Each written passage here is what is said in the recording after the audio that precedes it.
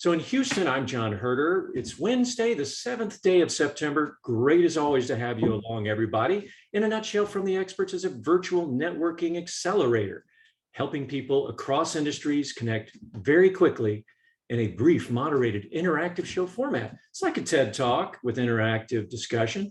So what's in it for you? If everything goes well, your curiosity is sparked, new ideas accelerate action, and you may have helped yourself, someone else solve that problem, make a connection, reaching the opportunity faster. Making authentic connections has never been more important to your business. Thank you to our underwriters for helping transform From the Expert vision into action.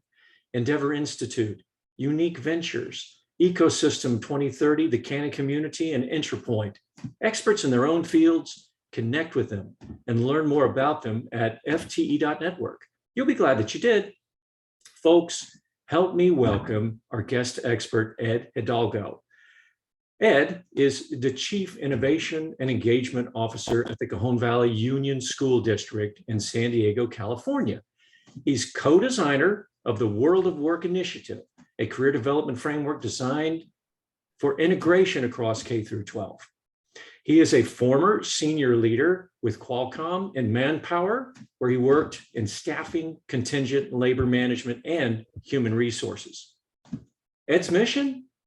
To help every person find their place in the world. That's a pretty big mission.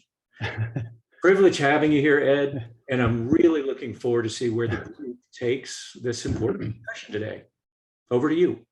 Well, thank you, John. It's a pleasure to be here. It's great to see all the new faces and the familiar faces. Thank you, my friends and colleagues who have joined as well today to hear a little bit about the message. It's exciting to be here on FTE. And I look forward to getting feedback as we kind of process and think about the layers of this conversation today.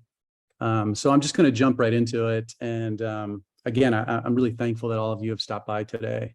And I hope I have something to share that's useful and relevant. So as many of you know, I've been on this journey, and I'm just thankful that you can be here to share it with me. Many of you have shared this journey with me since it began. Many of you know that I left corporate staffing about 8 years ago. You know, I spent almost 20 years in that space, and I'm still connected in many ways. I think about this idea of talent on a regular basis. Moving to public education doesn't mean that you forget about talent. Every day is about talent. Every day is about talent and development. And I know that at this time, that staffing, human resources, workforce development is about as complex as it's ever been. And, you know, I also realize that ghosting and quiet quitting is something that we experienced 15 years ago in other parts of the world. But I know that a lot of my domestic partners and friends are experiencing more of that these days. I'm sorry for that. But of course, the pandemic has played a huge role on the back of, you know, globalization and the wars for talent that we've been experiencing. It's always on my mind. And with such disruption in business, and many of you are parents and you've seen it in education, the question that always comes back is, how are we preparing to harvest, if I can be so bold and use that language, how are we preparing to harvest our future talent? You know, I left corporate to work in K-12, and the district that I've stepped into has 28 schools and 17,000 students. And a core element to the vision is to help every child on a path to gainful employment. And so my work over the past 6 years is really focused on helping, you know, kind of like what John said, to help every child find their place in the world. But I think what we've done possibly is create a new way to identify talent, perhaps build talent pipelines. And more importantly, as I was speaking to my wife this morning about it, help education and business find common ground through a common language. So I asked myself, could this be a way to attract future talent? So I hope you'll stick with me and stay connected and maybe take some notes as I get into the layers. So in the district, we've been working on what I think some perhaps professors and folks in this space from a career counseling lens, vocational psychology would say, is an unorthodox approach to integrating a common language of career that is grounded in vocational interests. It's a shift from a focus on skills. And it's not that we don't care about skills. We care deeply about skills, but skills alone are not sufficient.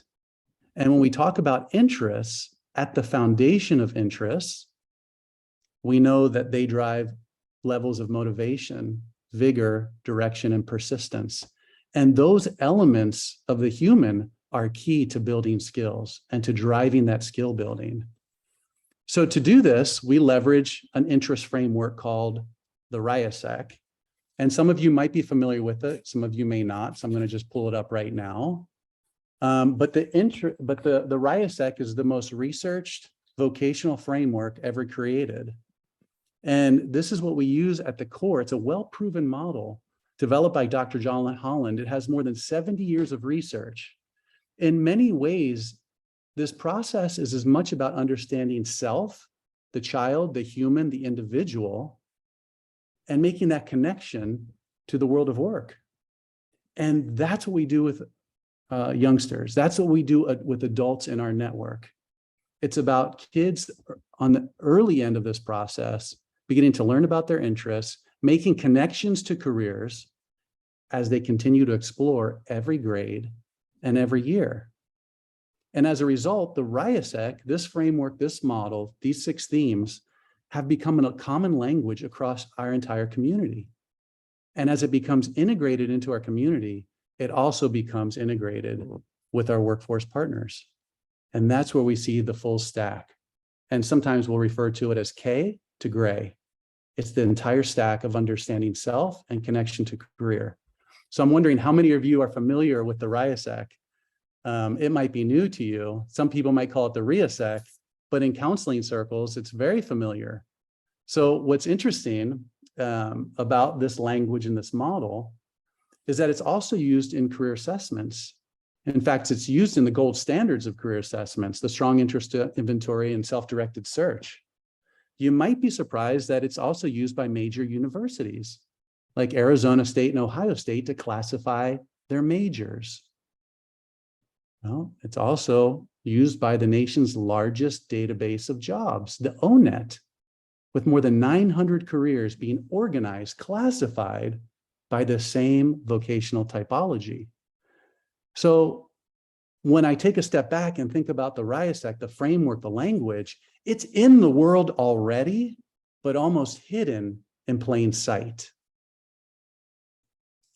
So although we're still in the early stages, and I'll drop the slide at this point, I want you to know that we have 6 years of action research, and we can show that young people, kids, some would say children, are able to differentiate their interests from a very early age. It's very powerful to see. And the more experiences they have over time, the more clear they are about their interests and can articulate who they may want to become in the world of work, but more importantly, why. And so our research with the University of San Diego has showed that 94% of students through our interventions were capable of articulating, and I want you to hear these words, a vivid, hoped for possible self. And that's very powerful because when a child says they want to be a baker, that's a vividness score of 1. But when they say they want to be a baker in a Parisian cafe where they own the business and their focus and specialty is on croissants, and they want to be right next to the Rhine, there's a vividness, there's a color, there's a potential and impact with that child's comments. So my question is, how many students in your world could align their interests to your workforce plans? How many students know what your hiring plans are, who you hire, what their interests are, how they might align to a future possible self that could land in their own company? More importantly, are you harvesting the best possible future talent? Are you starting from a place of interest? Or are you starting from a place of skills? I love how Sir Ken Robinson says, there are a lot of people who have activated their aptitudes in the world of work, but just because you're good at something doesn't mean you like using it at work. It's a powerful statement. Now, research informs us that the best time to influence, and you might not like influence, so maybe let's say develop interest in a child is between middle school and the high school years. And while interests, of course, can change, we also know from research that they begin to stabilize in late adolescence. So I often wonder, are we connecting with our talent pools too late? How many young people will never understand how their interests may align to a company's hiring goals? So as you think about your existing employees, are you familiar with the research that links interests as having one of the highest correlations to career success, performance, and income of any of the personality measures. Do your workforce development plans include interests? Also, and maybe most importantly, this work is happening in one of the highest poverty school districts in our region. And with the RIASEC, our students, many of whom are people of color, ethnically diverse, and many are refugees, they and their parents are beginning to develop a hope for a future possible self, but it wouldn't be happening without a systemic integration of a common language of career and self that we've learned through the RIASEC. So can you see the potential to connect this common language across systems as business leaders, staffing professionals, recruiters, CEOs? Can you imagine this language that I've spoken about in K-12? Every child, every grade, every year learns the language of self and then builds skills in association with that understanding of self. Imagine universities and giving access against this full pipeline where majors are linked to the RIASEC, this language, this common language. Imagine students preparing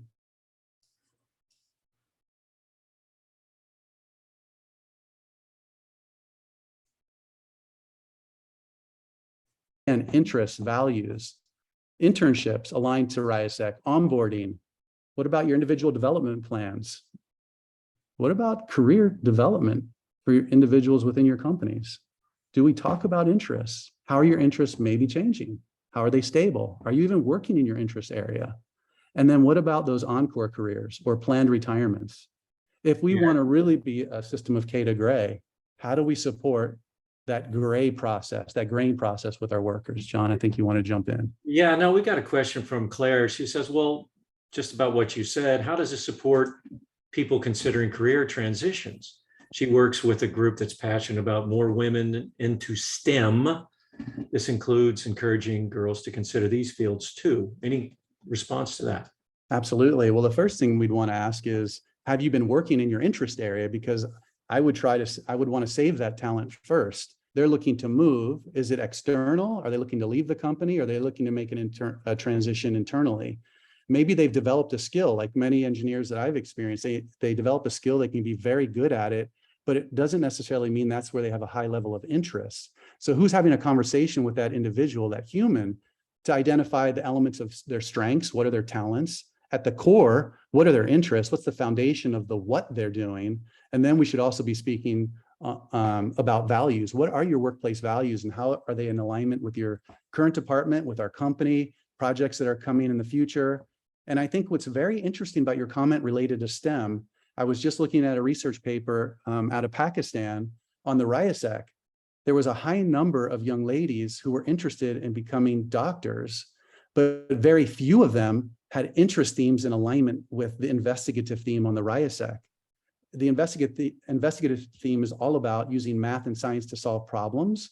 And in the research, the predominance of physicians, veterinarians, and other health professionals lead with the investigative theme. So in some cases, we might have a disconnect. We're trying to funnel a lot of young people into STEM careers. Are we doing what's right for the human? While the world is applying quite a bit of pressure on young people. So I think that's a question we need to ask ourselves. And I'll pause there because I could go on for a while on that topic. Yeah, no, I'd say go ahead. And we've got a few more questions. Do you have more comments that you wanted to share or reflections? It's up to you. I'm happy to share. Right. So then Link also says, well, what about entrepreneurs who love working as entrepreneurs, but they don't really have a particular passion? How would you advise them to find their passion? Or does it? I love that question. And I would always say that the word passion means suffering. No one should ever have to suffer for gainful employment. Now, if you decide that you want to integrate your passion with work, then that's something that should be carefully coached and counseled, because that might be where you need to go. But maybe we talk more about purpose. What is your purpose? What is the alignment?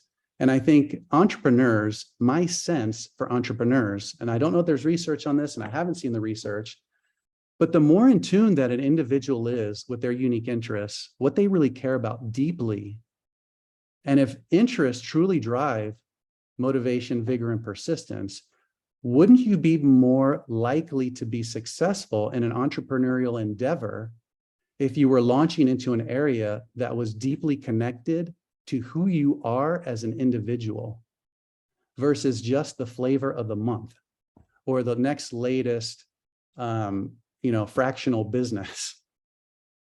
Okay. What if we started with strengths, interests, and values, and then coached around entrepreneurship? And that's something we don't do in schools.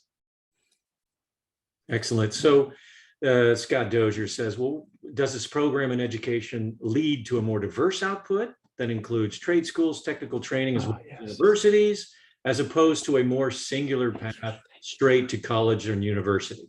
Thank you for your question. Do you know that in the research, 85% of carpenters lead with the realistic theme in the research? I'm so speechless about what we do to kids in school, quite frankly. And we have Julia Cruz here, who's one of our workforce development professionals at our high school. I'm not speaking about what she does to kids, because what she does to kids is she identifies interests in children. She works with amazing partners like Southwest Airlines. She helps young people discover their unique strengths, interests, and values, and helps them align to internships that matter. You are absolutely correct that we needed to model the full spectrum of interests to young people. And the trades are found across many of the interest categories. The interests themselves are not limiting. They're quite broad, actually, but they also help focus you. Because what we do to young people is say, you can be anything you want to be, anything. And the child looks back at you and says, I have no idea what that means. I have no idea what to do with that. But when you help an individual, a young child, begin to explore and develop their realistic themes, the hands-on doing, and then you show them the connection and their parents the connection to the well-paying jobs and the trades that can lead to their well-being and happiness, which is what every single parent says when we ask them, what do you want for your child? I want my child to be happy. Okay.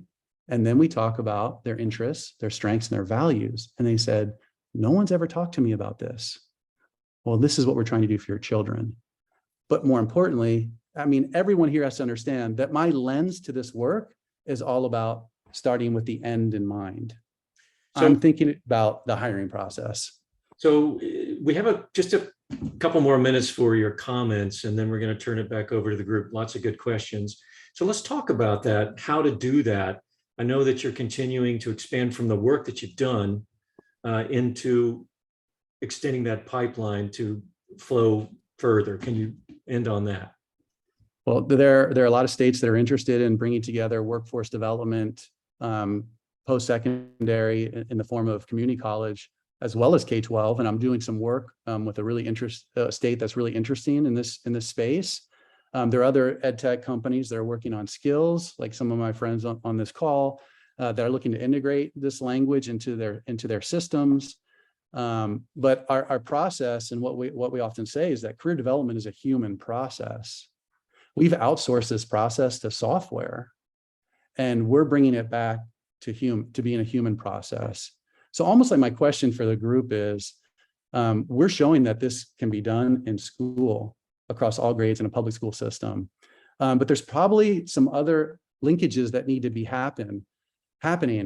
What if business was pressing down saying, we want to use this language? We're going to link Holland's RIASEC to our postings. It's in alignment with the ONET. We're going to all build a common language. Imagine if we were all speaking this common language.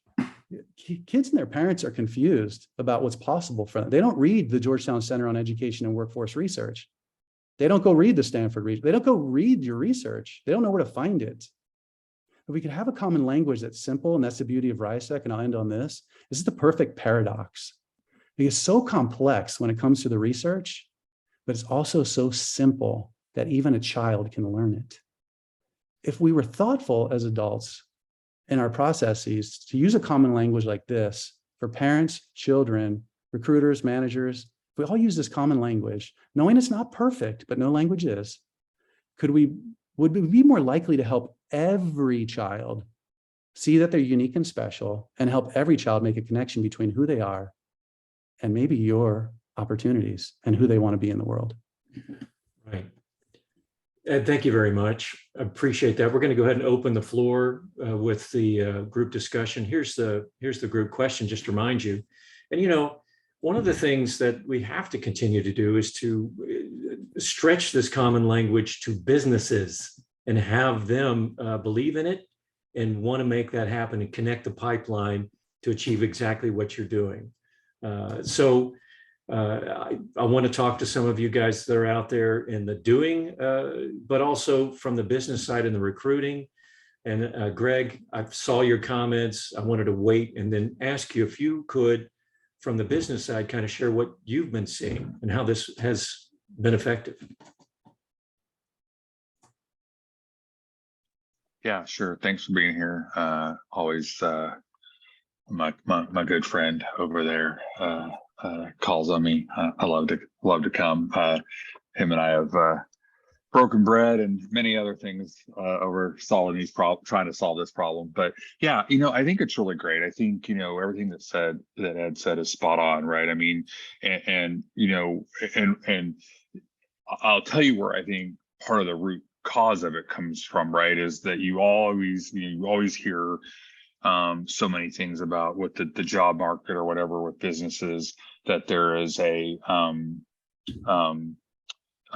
skills gap, right? You kind of hear that, and that's kind of, I think, the easy thing that someone will say or whatever. And I really think that it's actually an awareness gap, right? Is that when you begin to look at it, is that, you know, or an exposure gap or whatever you want to say to it, right? But it is how many kids, you know and get exposed to those things. And you know, where I always like to use an example is, you know, I'm here in Dallas in our hometown. We're a 51-year-old company, fairly iconic, right?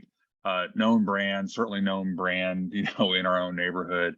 And I tell you that I could leave after this call and go to an elementary school right down the street where my daughter went and be a guest speaker at a class.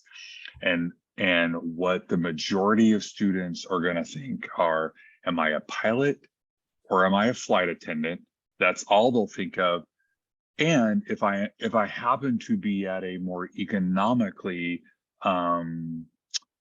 diverse or disadvantaged school, they might not even know who we are because they've never flown before, right? And so crud, like I can't, like that's the starting point, right? And so, you know, when that's the raw clay of what you're dealing with, then it's something like this where you can begin to get them to think of that possibility, think of those kinds of things, and get them along the lines to be able to do it. And so I mentioned, you know, we met before Ed left. You know, I took my team down because we were looking to build stuff, you know, a decade or so ago. And so, you know, we use the strong assessment for our high school interns, and then we do a summer camp for employees kids every year because of the same thing. Like they grow up being in love with Southwest from their parents' perspective, right, or what those are. But you know, I will tell you, my daughter has zero interest in HR. What I do is not of any interest to her whatsoever. You know, but being able to introduce her to, oh, because you have an interest in this area or purpose or whatever, you want to do this. Oh, guess what? You could work there. You may not, or whatever. And so, you know, we've found that to be very, very valuable. So I think that's, I think, you know, starting out with this audience, we're right where you're saying, hey, these kids, they don't know what they want to do. Well, yeah, we haven't given them much of a chance either, right? So. Okay, thanks, Greg. And your vantage point is from Southwest Airlines up there in DFW world. Anybody else have something they want to contribute? I was hoping that Courtney, maybe you could share a little bit from your perspective. Happy to, but I see Julia has her hand raised, so maybe right after her, I'll let her go. Sure, Julia. Hi, good morning. My name is Julia Cruz Felica. Thank you, Courtney. we take turns at school too. So as thank you, Ed, for this talk, and thank you, John, for hosting. And just very briefly, like Ed said, I work with our high school students, and we use this common language in the high school. And I had just amazing experience last year with working with Southwest Airlines, with Ashley and Lori, I see on the call.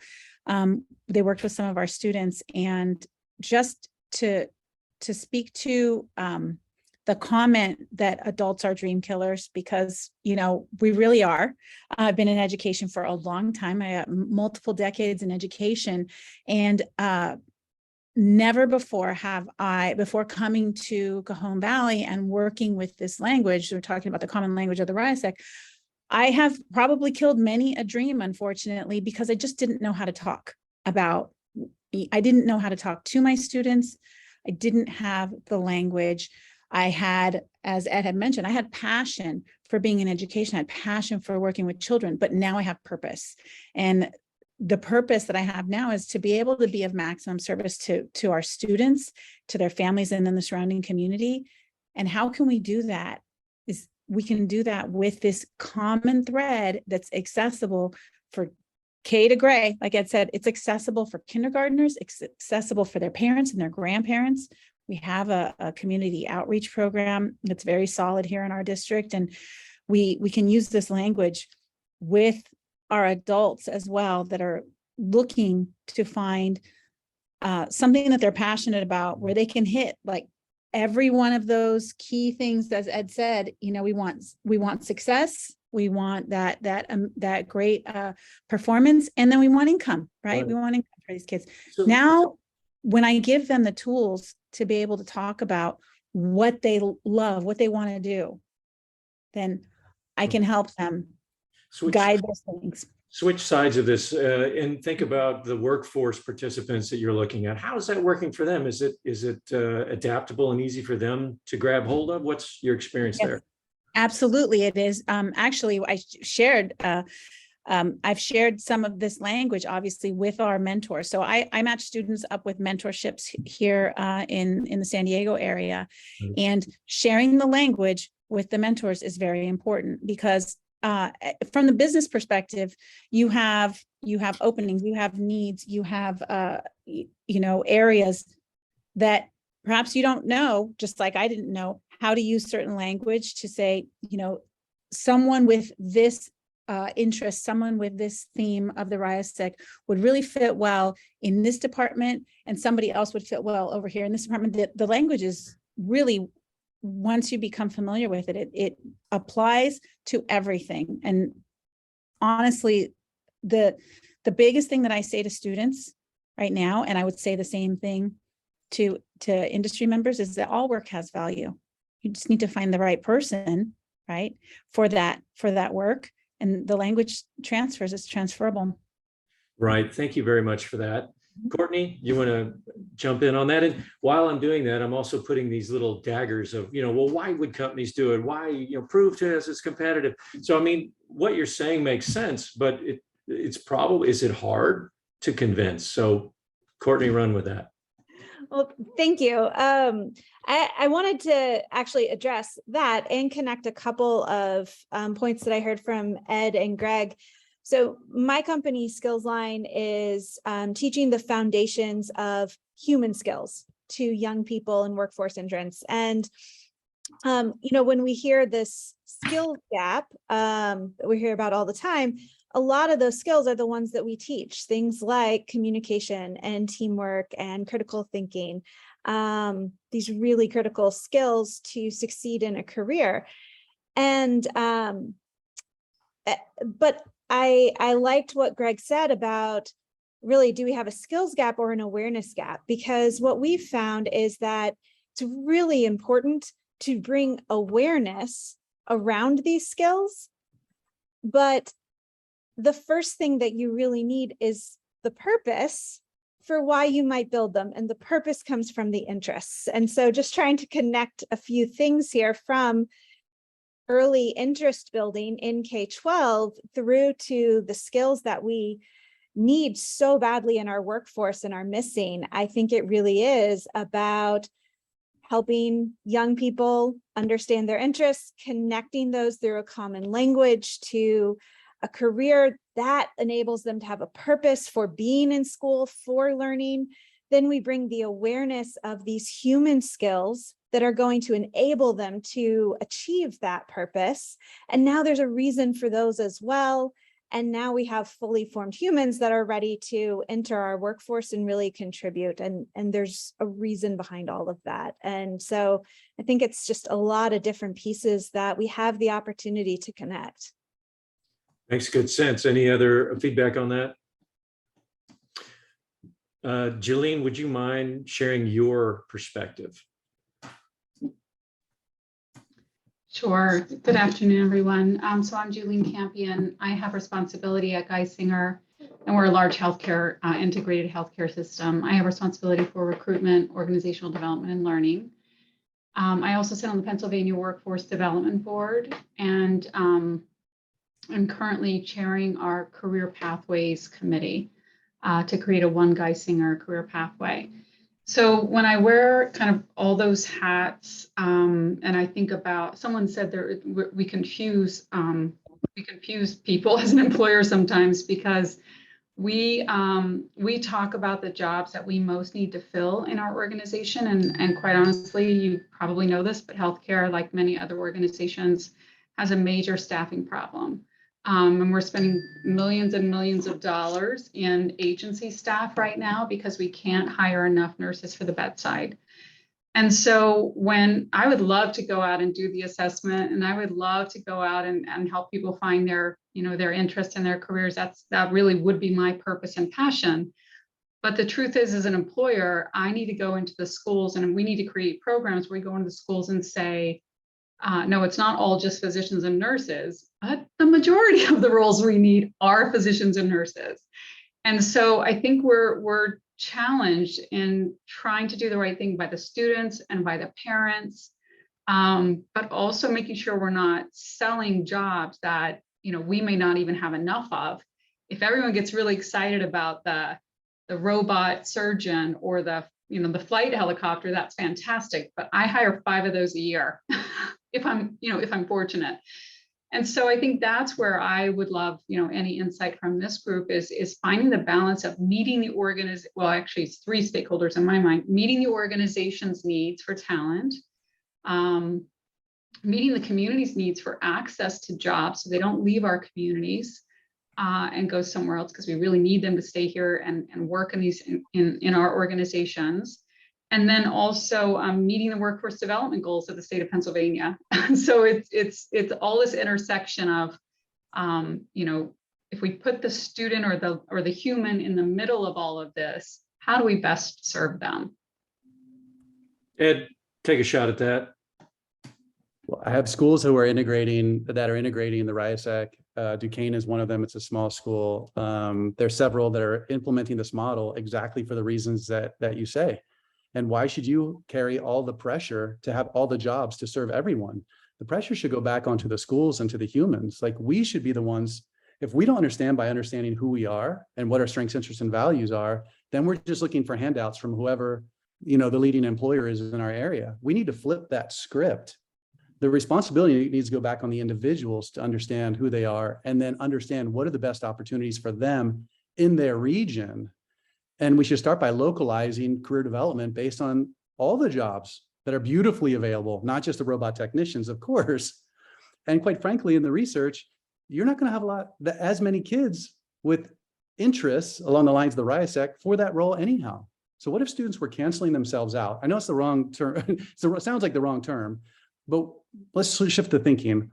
What if students were making more informed decisions with their families based on understanding of self through the lens of the RIASEC and through all the beautiful research that is already out there, so that they could make the most informed decisions about which career paths should be? And maybe it is with your organization, but maybe it is somewhere else. That's their responsibility. You shouldn't be the hero to have to solve all those problems. Right. And I think it ends up getting back to the entrepreneurship question from earlier. How many more entrepreneurs could we have if they really understood their unique giftings and what they love to do and where they find their flow? Again, we don't really do that in schools. This Well, language can be a way to do that. We're not going to be able to I know we can't. fix Tells us here. Jolene's thing right away, but I think it's worthy of you guys continuing the conversation. I'd also like to mention, Jolene, that Claire Skillen in British Columbia has got a similar problem. Might want to connect on that. But I mean, what is a practical first step if you've got these three stakeholders? I mean, they've got different needs. Do you have a singular program that is fit for all three? Anybody? I mean, how have you done this? Then let me take it back, for example, with Greg or Ashley. So you are a company, Southwest Airlines, one of the best that we have in this country. And, you know, how are you actually addressing your stakeholders within the company? And maybe that'll be somewhat helpful to what Julian is after. Well, I think there's a couple of challenges. The problem, right? And I think, you know, maybe part of the root of what Ed's trying to suggest to address here, right, is when you start getting into this space, there is a Babylon of terms, right? And so, you know, I joke all the time that I fell into HR and recruiting and love it and am pretty good at it. And when I look back, like, oh, wow, when I was in college, I was a fraternity and I was rush chairman. Unfortunately, I spent 15 years chasing the wrong thing. And finally, somebody else pointed out to me, and I used to always joke that, like, yeah, and this dates me or whatever, that like jobs were in, you know, newspaper ads back then. But I was like, when I graduated, if companies had listed jobs for rush chairmen, I would have been in recruiting for 35 years because I would have said, I know exactly what that is. I'm great at it. I love it. That's what I want to do for the rest of my life. I just didn't, you know, as a 22-year-old graduate, I didn't realize that that was even a thing, right? And so that's the problem, right? And so, you know, I see it all the time, just even internally, where somebody is like, okay, what is this job? The conversation can go both ways, John, where it's like, this would be a horrible fit for you. Like, you're getting hung up on the title, perhaps. Look at what it entails on a day-to-day basis. It's not what you like doing. And guess what? At some point in time, there won't actually even be enough money, frankly, to make you happy doing it. Or just the conversely, where it's like, yeah, don't get hung up on the title. It's exactly wired how you are. And so, you know, I see that right now, just even as my daughter's a sophomore now, and we're looking at college and college majors, of just like, wow, there's not even in what she's looking to do, there's just not even a uniform language of those. Like, she has to go to every single university, click into that program, read about what that program's about and what it would teach. So just that alone, you know, so to me, that's just where the beginning happens. It's both internally and then externally with that. And I think that's the challenge. I think the hard part, right, is that you need to, you're gonna have to start small, right? You're gonna have to find picks. You know, we're doing it a little bit at Southwest, which just, you know, we just gone through the last 18 months with a huge job architecture program, right? And so to me, I would almost say that it almost has to start at each end and work towards the middle, right? Because I think what's going to happen is, you know, you could go along this path and you're just, you know, you're going to meet black hats, you're going to stumble, someone's going to retire or change out or whatever, and then it goes this different way. But if you begin to go with the, like Ed said, with the end in mind, and you begin to meet in the middle and work towards, hey, how do we have this meeting where we can begin to go, oh, we do that. And I'll tell you a perfect example. I'll tell you somebody that's done it fairly well is in some of the military groups, right? And we actually have that on our career site, where we have here's what you did a job in the military, here's what it means at Southwest. We have a landing page, so that, because frankly, that's even hard for my team. Like, and we've done training so that we could interview you and say, John, oh, you were, you worked, this was your title, you were an E3 doing what does that mean? Why should I talk to you? And so to be able to go, oh, here's what you had to do on a day in and day out basis, be good at it. Oh, here's what it relates to here, right? And so but it has to be able, the candidate has to be able to understand that, but then the company does too. Yeah, makes good sense. And I like very much this job architecture program. That's something tangible. And I'd offer people to connect with Greg later if that's something you want to dig into and figure out what they're doing at Southwest Airlines. Link, 30 seconds. What you got? Well, no pressure, 30 seconds. Just a food for thought. As a personal experience, I'm trying to hire an intern, and I have a really good internship, and I'm out there at the universities, and I've gone up and meet with the people that, the professor that's going to offer credit. But what I find, and I find this in my career too with program design, that's my bulk of my space as I develop programs for people, is there's a season. So there's a season when youth and college age students and youth are actually wanting to discover their talents. And then there's a season when they actually want to deploy them. Like now is not the season because the kids are all starting back to school, the hustle and bustle, they're getting into the routine. Research that the interest ebb and flow is an up and down kind of curve to where there's a space between when they're actually developing interests and curious and want to discover themselves, maybe the middle of the school year versus the end when they're looking at getting out and celebrating summer, or the beginning when they're just getting going. And that those are the times when the internships or things, the employers and the businesses out there are looking for someone. They're not looking for somebody in December, they're looking for somebody in the fall. And so sometimes those seasons don't match up, and it becomes really difficult for the people that are offering their opportunities to reach the kids that have the interest. And so that's the kind of gap. Have you figured out a way to address that gap in time and season to connect the kids at the right time, I guess, to the opportunities that are out there? Ed? Was that to me, John? 30 seconds. Well, I think that's absolutely true. Everyone's got kind of a meter of priority in their lives and when it's going to happen. So, but imagine building a foundation of common language before students move into those college years, where they have a deep understanding of this language to be able to explore careers through the lens of self versus looking, how many internships could you possibly choose? It's the paradox of choice. Right. And we do that to students all the time. So how do we help them get grounded in an understanding of who they are and more clearly back to who they want to become? We're going to extend this just a little bit. And Thomas Henry, I wanted to ask you. So Thomas runs a venture capital firm, and so he deals with a lot of different people trying to get people's attention.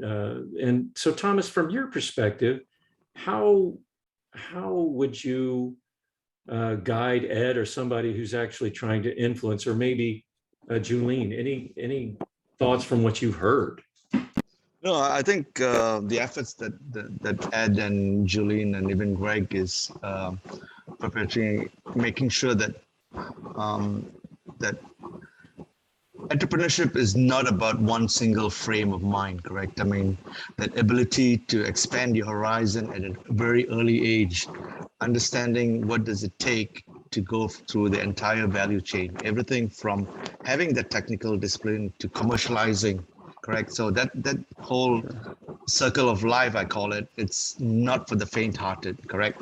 But if you expose them at a very early age, I mean, in fact, actually, one of my kids went to British school over here in Houston, and they said, okay, this is the problem that we are solving.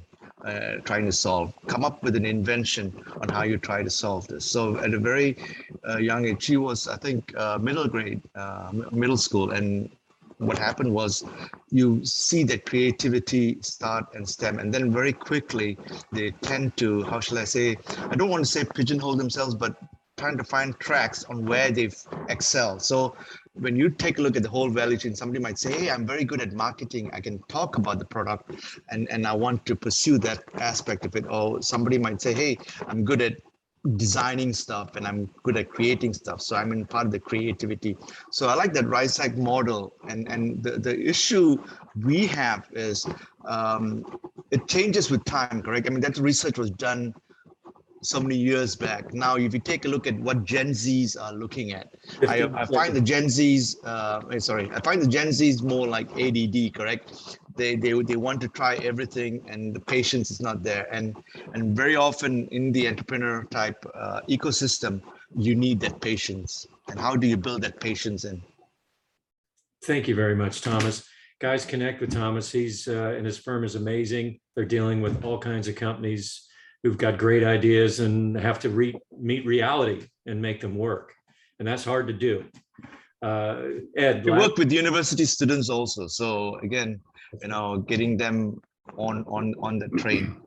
That's right. So in the pipeline, definitely this is important for you guys. So Ed, last takeaways. Well, Gen Zs make up a huge population of what are called opportunity youth, 16 to 24-year-olds in the United States that are not in school and not working. They're humans just like everyone else, and they go through an education system that doesn't support their understanding of who they are and who they want to become.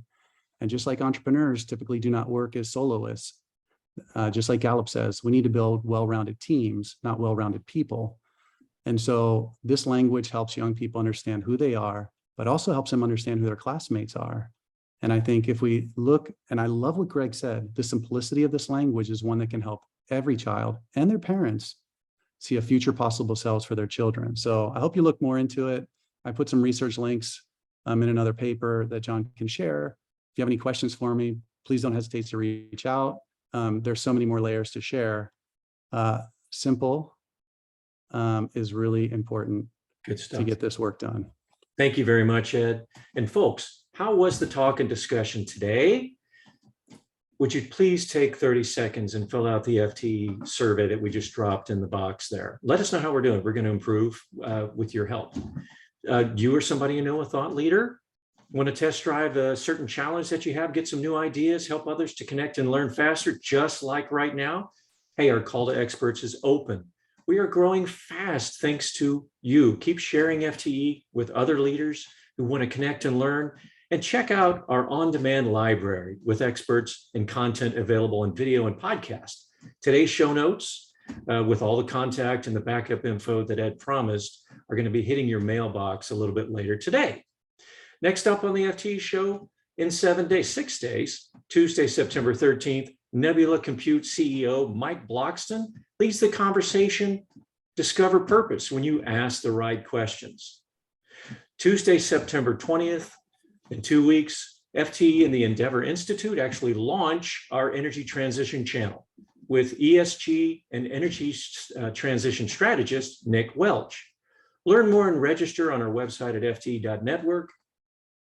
Folks, we're out of time.